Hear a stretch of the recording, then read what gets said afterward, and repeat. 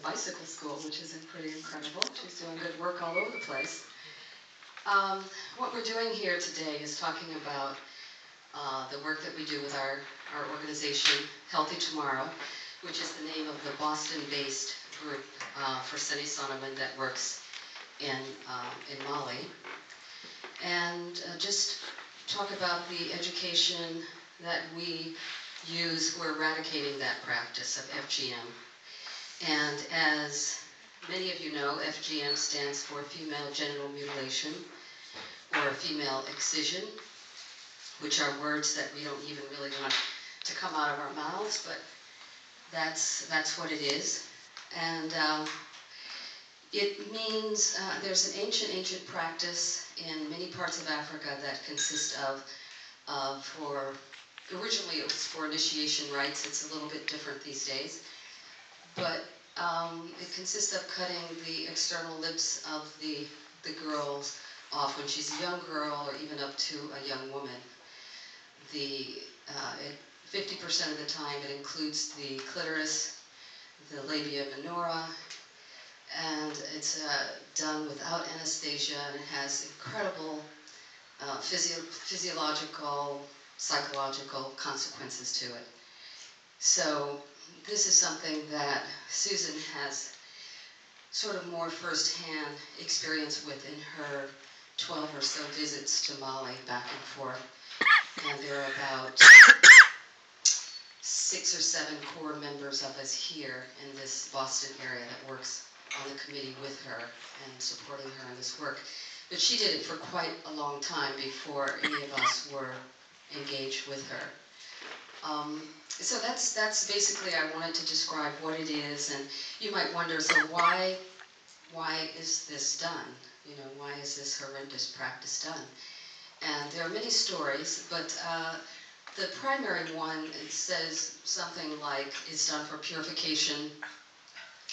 It's done to keep the girl from straying from her husband. So none of them make any sense, but there are these various stories, and that's the primary one that goes around. And it's practiced primarily in West. I don't have the chart with me, but there are some charts on the table there that you can look at afterwards. It's primarily practiced in East and West Africa. For instance, in Mali right now, I think the new numbers are closer to like 80% of the girls are still having this done, if you can imagine. I think it is Guinea, it's like 99%. And the rest of these figures, we have more current figures from Mali since that's where Susan's been going. These other figures are maybe 7 or 8 years old, and there are a lot of groups that are doing work, this kind of work, in different parts of Africa right now. So I'm sure those numbers have come down, but it was 99, as of 7 years ago, it was 99% in Guinea. What is it, about 90% in Sudan, 89% in Egypt, 89% in Eritrea, 80% in Ethiopia. Just, you know, all under the radar, stuff that you would never be thinking about. It's pretty amazing. And so it happens in the African diaspora. I mean, it happens here in the US, it happens in Europe. These are rare cases, and they are done in the hospital with anesthesia, which to me make them no less heinous crime against women, you know, wherever they're done. So that's what we're working with, and those are the groups, you know, primarily affected. It's much less in the far north and the southern areas. In some places we don't have data on, but very much in the east and the west. So my work is with dance and holistic therapy. So most of what I've done has been to bring out the bright cultural aspects of African dance in Africa. And this is the balance of that. You know, this is the heavy lifting, talking about those things that need to be left behind. You know, we've learned a lot here from African traditions, but some of that stuff needs to be let go. And so I was thrilled to meet Susan when I first moved here about 11 years ago and see that she was doing this work and I knew some about it, but I learned a lot about it through her and joined the organization. So without further ado, Susan McLucas again.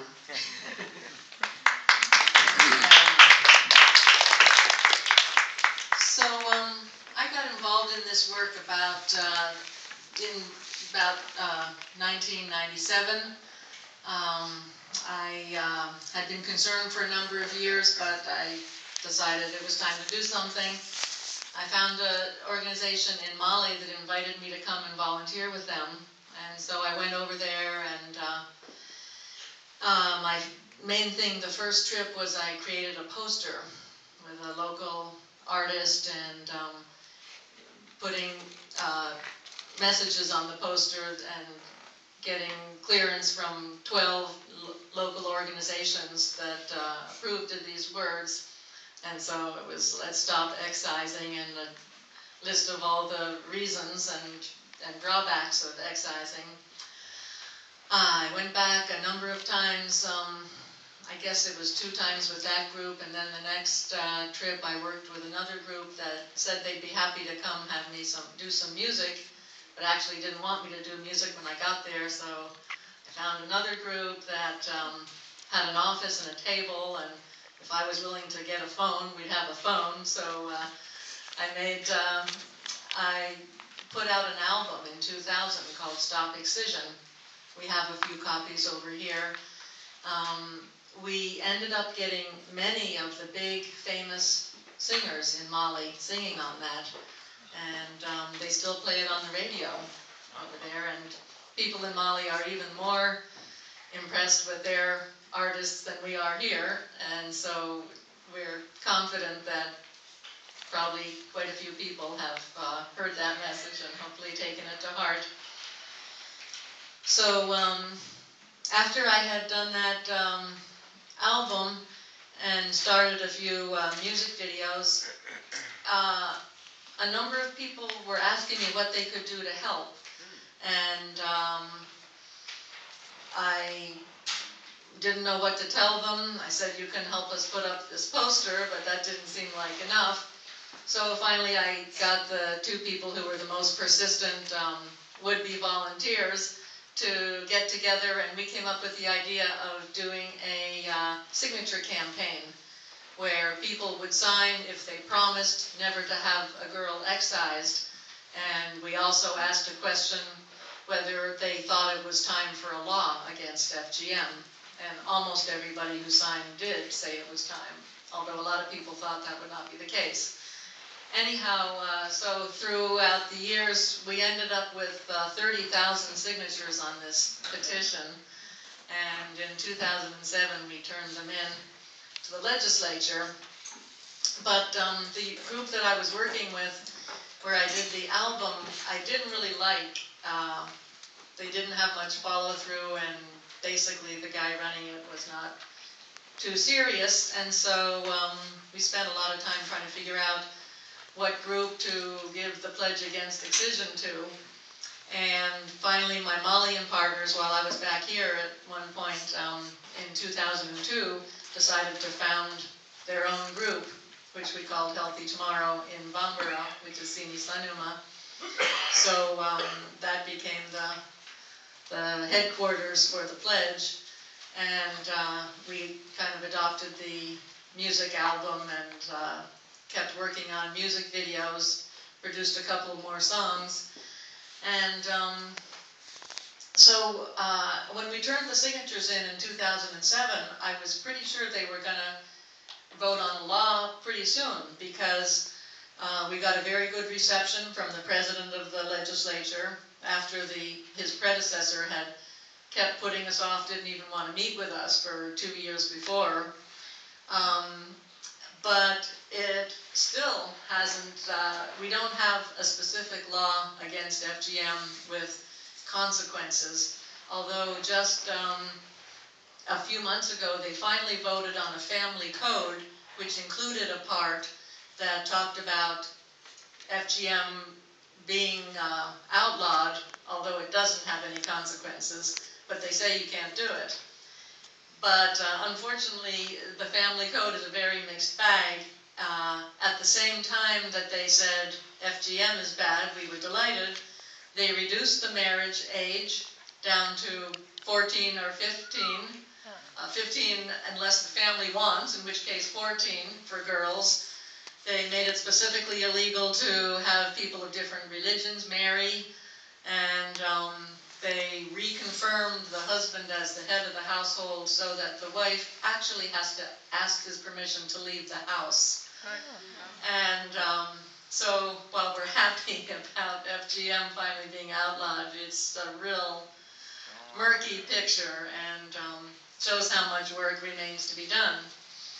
But just a few weeks back, the legislature called Shaka, the president of Sini Sanuma, and one of the founders and our main staff person, and said, we want you to come back and talk about why we need a specific law against FGM, which of course he was delighted to do.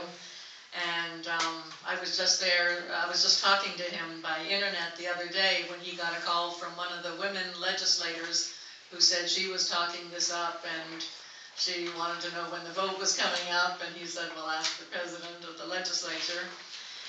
But so it's coming along. We're not exactly sure when it's going to happen, but that'll be a good step forward. Although it won't be the end of the discussion, there are lots of countries that have laws where the laws are barely enforced, or sometimes not even enforced. But we have the feeling it's been so long in the making, and they were putting it off for so long, saying the country wasn't ready. I'm guessing that there's going to be, the weight of the police and, the whole government behind it when they finally do it. We'll see. But so that's been a big focus of our work, trying to get the law passed and just trying to get the word out so that even before a law, more and more families don't do it to their daughters. But music has been a big part of our work as well. We renew contracts with radio stations quite frequently to make them play the album, and they also play it just because they like it, even when we don't have any specific requirement for them to. And we have now 5 music videos. I'll show you one of them toward the end of the service, where we have well-known artists singing and dancing, saying "Don't cut your daughters." The one we'll see is has a whole lot of excisers that are dancing and singing in the chorus, and you'll see throwing their knives in the hole. But the music has been an important thing. Nobody had thought of using music in the campaign before, and some people have been surprised and said, gee, why didn't we do this before? Or, it's really turned out to be a good thing, and now there are other musicians involved in this besides the one that that we've gotten involved. But besides having the music going out over the airwaves, we also use music in our meetings. Quite a few of our activists like to sing, and one of the singers that's on the album came into the organization and taught a couple of songs to people and sort of helped decide which ones could pull it off. And we find that either before or at the end of a meeting, if you ask people if they'd like to hear a song, they always, they're sort of surprised, but they say sure.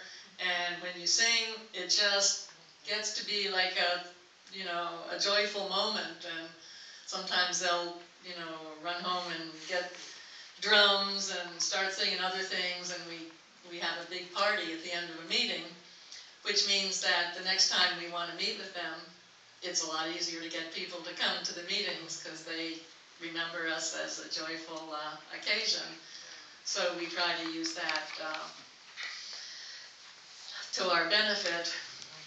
And having these artists kind of in our circle is useful. I remember when I was making the album, I was asking one of our artists, Arama Yalomba, and his wife, Awa, if they could think of a good way of taking the sting out of the terrible insult of being unexcised, which they use to, you know, really insult each other. And they came up with the idea of starting the song with having the wife be insulted this way, bilakro, and instead of shrinking in horror, she comes back and says, hey, I like that, I'm happy, and her handsome husband says he's happy about that too, his brave wife, and so we're hoping that, you know, maybe the best defense is a good offense or something, but it's, when you've got important people on your side, it really helps. So a big part of our meeting is having, a big part of our work is having lots of public meetings. And right now we have a series of we have 3 tents that we put in marketplaces, 3 of them, and about 100 people go through these meetings in the course of a day. So we've got 300 people getting a message every day around different parts of town. Our people will show videos, sing, we have images of the different drawbacks of FGM and invite discussion. And among the drawbacks that they talk about are things like, first, the immediate experience for girls of having this horrible cutting happen to them, the trauma, and some girls go into shock and some girls just die, either from the shock or from bleeding to death. We just heard of a girl, we have a nurse working with excisers, and one of them, before she decided to give up the knife, excised a girl the other day and she bled to death. And this nurse hasn't been able to get a hold of her since. It seems like she's scared and keeping a low profile. We presume she'll be stopping, and we hope that she'll be making a useful statement that we can publicize. But, oh, such a tragedy. But so the consequences, the immediate consequences, some girls just die from losing their blood, but more typically they just become anemic. There are lots of recurring infections, vaginal infections, urinary infections. Quite a few girls get tetanus. One of the committee members in my, who made the album with me back in 2000 had a sister who got excised, got tetanus, and 3 days later she was dead. Sometimes they cut off the clitoris, sometimes they cut off the clitoris and the little lips. And so especially when they do that larger cutting, you have a scar around the whole vaginal opening, and childbirth is hard enough to begin with, and now there's just much more tearing, and sometimes the child just can't come out, and so people die, or they get torn, and depending on how the tearing goes, they'll become incontinent one way or the other. They call that fistulas. Women with fistulas get shunted off into, you know, little cabin in the outskirts of the village, and no one wants to be around them because they smell bad. And we've found money to treat a number of these women, and we've referred some of them. The government now has a fund that treats them, but there's still always, there's too much. There are too many of them, and even when they have money to treat them, they still have to get to the appointments, and it's just such an incredibly sad thing. But when we have these meetings, people come up to us afterwards and say, I don't know if the trouble I'm having comes from this, but I think it probably does. And so we end up, you know, having people's medical troubles in our laps, as well as just a campaign to try to keep more people from going through this. Let's see, AIDS is spread by FGM. Lots of times you have a number of girls being excised together, they don't clean the knife in between, so if one has it, they all get it. And so it's just, painful sex, of course, is a result. Lots of times Malian men complain about Malian women, saying, they never want to make love unless you give them presents. I want to say, well, how much would you want to make love if it hurt every time you did? And we have a handout that we give out at our meetings that just lists the complications. And I've seen people just sit there and read it, and, infections, painful intercourse, difficulty in childbirth, maternal mortality, infantile mortality, and all of this, and they just become anti-FGM just reading that. And of course, we're very happy about that.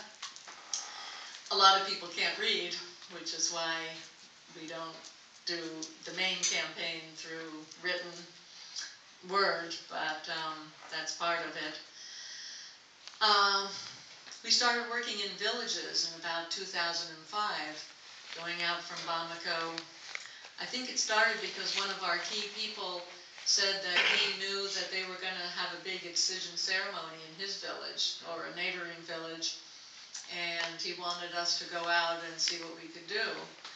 And so we went out and we talked to the people and sang with them and had a series of meetings, and they canceled the plan for the group excision, and in fact they decided that they wanted their village to completely stop excising.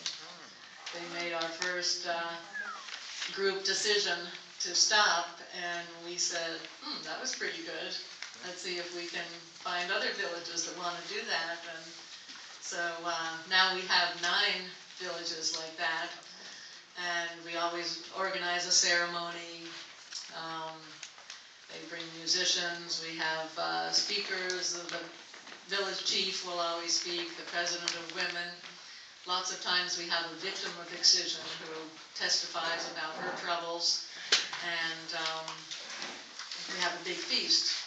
We eat a lot of rice and fish or something. And we put most of these on the TV, so they've been on the news. So 4 million people will see that the village of Musala or Tamala has given up this practice. And the last time I was in Mali, toward the end of my stay, I brought up the idea in the National Committee meeting that's run by the Women's Ministry. I said, why don't we have all the groups that have convinced villages to stop, to collect their information in one place, and we can make a global list. And so they thought that was a fine idea, and we've been adding to it as we find out about more. There are about 400 villages around Mali now that have stopped this. What percent? There are lots of villages. What percent of total?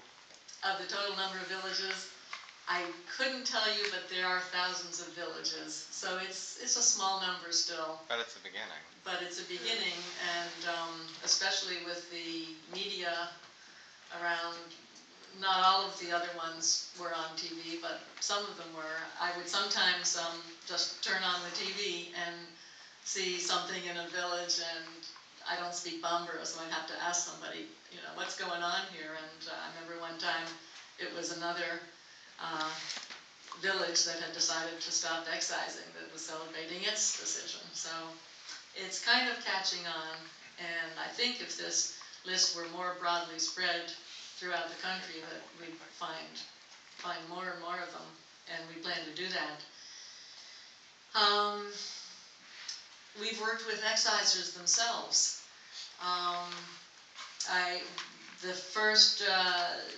The guy who's now our main staff person in Mali, one of the founders of Sini Sanu and our president, Shaka, he was one of the first people, when I first had the pledge, we were just sort of trying it out, he really grabbed onto it, and in his first 3 pages, he had 2 or 3 excisers who had signed. I said, they know what they're signing? They're really stopping? And he said, yeah. And so we, made a special visit to them to confirm. And we've now developed a certificate of honor, we call it, that we give to an exciser when she stops. And it says, thank you for putting your interests, the interests of the public above your own interests, and the girls and women of Mali, thank you. And they treasure these things. I've seen people say, oh, it's just like a diploma. And they put it on their wall, and 2 years later they'll come back and still have it with them. But we have a list of about 200 excisers now, ex-excisers. And we found when we were making the music video with the song where a woman was pretending to be an ex-exciser and saying, she couldn't sleep at night thinking of the cries of the girls, we found lots of women, ex-excisers, who wanted to participate on that. Everybody wants to be on TV, and they were proud, and also I think they probably felt a little bit guilty, and they were trying to make up by, doing a positive step. These are also jobs for the women. Yeah, so they're giving up their livelihood. That's a big concern. They won't have a job, and so sometimes they're trying to provide other work for them as well, right? So that'll encourage them to stop.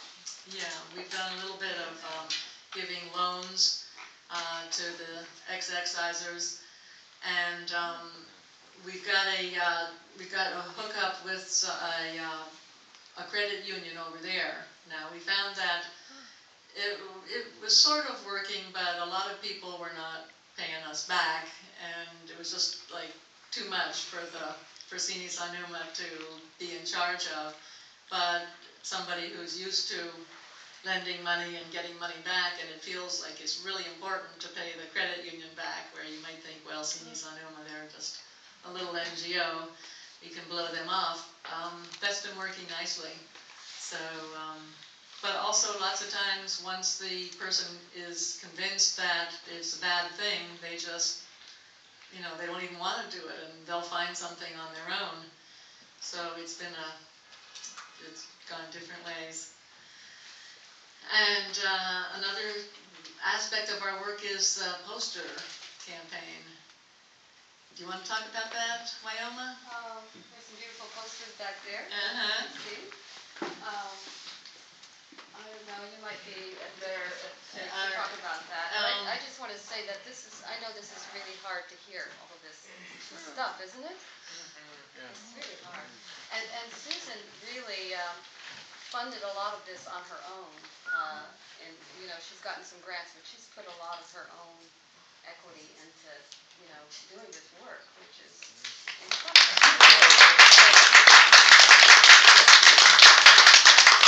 There are a number of things on the table that would be great to look at before you leave. Some of them you can take with you, and a couple things you can take with you in terms of the information sheet, and maybe not the map, but maybe the brochure. Yeah, the brochure really describes everything in detail, and we just wanted to share our experience and what this is, but also, if you're interested in being involved, we would love to get support. I mean, you could just simply sign up for updates that we have, or if you're interested in becoming a core member of the group, that would be, where we plan events and, to raise money, funds to send there to do work.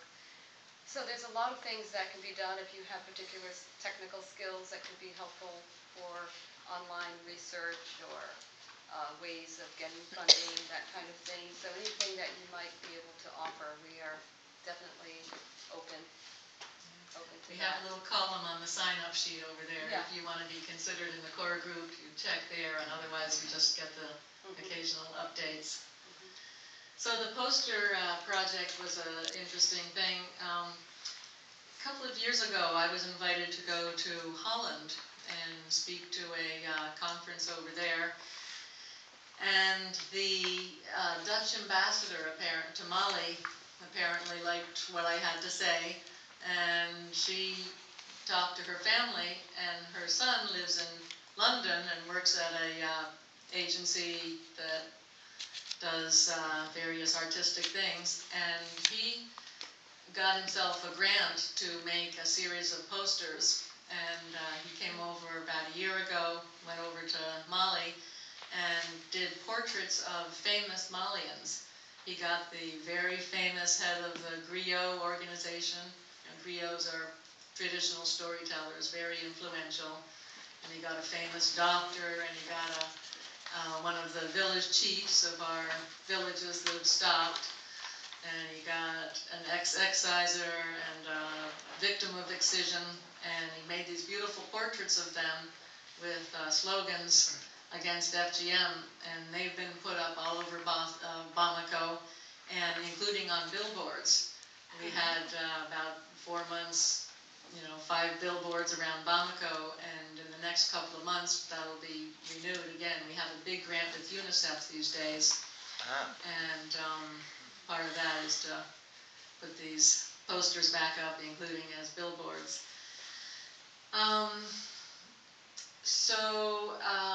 One other thing is the importance of working with religious leaders over there. It's a very Muslim country. You'll see on our handout, which is the same one that we use in Mali, the front is all the facts about FGM, and the back is a list of quotations. And people are surprised at how many big Muslim leaders have come out against FGM, and even the first one on our list, he's so famous we put him first, even though his quotation is pretty mild, but he says that it's not part of the religion and it's just a custom. We're hoping that someday soon he actually says, stop doing it. But most of the religious leaders are saying just that, and it's really important. We have one Christian, but mostly Muslim people talking against FGM. I'm familiar with the work of Frank B. Hoskins. Yes. And I came across some literature a few years ago, and I was repelled by all terrible things that happened to their women there. Yeah. Fran Hoskin is a really wonderful activist. She died a couple of years ago. My wife and I went over, I interviewed her at that time. Oh, nice. It's about 10, 15 years ago. But I was much impressed by what she was trying to do. She was pretty much a one-person operation. She wrote this great book called the Childbirth Picture Book. Is she living now? She died a couple of years ago. Oh, I'm sorry to hear that. Yeah. She was one of the pioneers in this, and she's the person who found me the connection with the first group I worked with, the Center Joliba in Mali. She told me not to go. A lot of people told me not to go. Practically everyone I talked to said, you're going to do more harm than good, and they don't need white people over there telling them to stop FGM. And I said, well, if I don't get an offer from an organization, I'll stay home, but if someone invites me, I'll go over. And of course, I'm not the person that goes out and gives the main message, but I'm sort of like a one-trick pony. I'm the person they trot out after the meeting to sing my song in Bambara and surprise everybody and start the party. But it's been really important. Her work is very important. Besides explaining childbirth in picture form, she has additions that go in for the places that practice FGM, what's wrong with FGM from the point of view of childbirth. So there's one little new thing. Somebody in Paris, a surgeon, has learned how to undo FGM. It's not a big part of our campaign. We're happy it's happening, but obviously you can't be repairing this as fast as some, thousands of excisers all over Africa are cutting people up. But it was interesting. I went to a talk the other day at the Du Bois Center at Harvard, where a guy who wrote about this was reading from the book, and it was interesting and inspiring to hear what they're doing. Did you want to say something, Rodney? Oh, yeah, just a comment. When you were talking so well about this serious, totally negative problem, I thought about something that's so insignificant and in terms of size, like comparing an ant to an elephant, which is circumcision of men. That is totally insignificant. I have never in my entire life heard of any suffering or read about it comparable to that. It's not At all. comparable, but And- I think it's also bad. Yeah, it's bad, yeah, but still I would not I at would all circumcise related my son if I had a son. to that. And I have a friend who campaigns very passionately against that. Some people think maybe that's why men are so violent. But in any case, it's not a good thing, but it doesn't compare in the severity That's right. to FGM. So, as we were saying, you're welcome to sign up for our updates, sign up to be in our little group if you would like. If you have any group that you think might like to hear a presentation about our work, we'd be happy to speak other places. If you have fundraising ideas, we're always open to them. Take our handout and brochure. And if you'd like to buy the CD, Stop Excision, we have a few copies over there, and also the collection of music videos. So I'm very honored to be part of your celebration of International Women's Day this year, and thanks so much for having us. Thank you.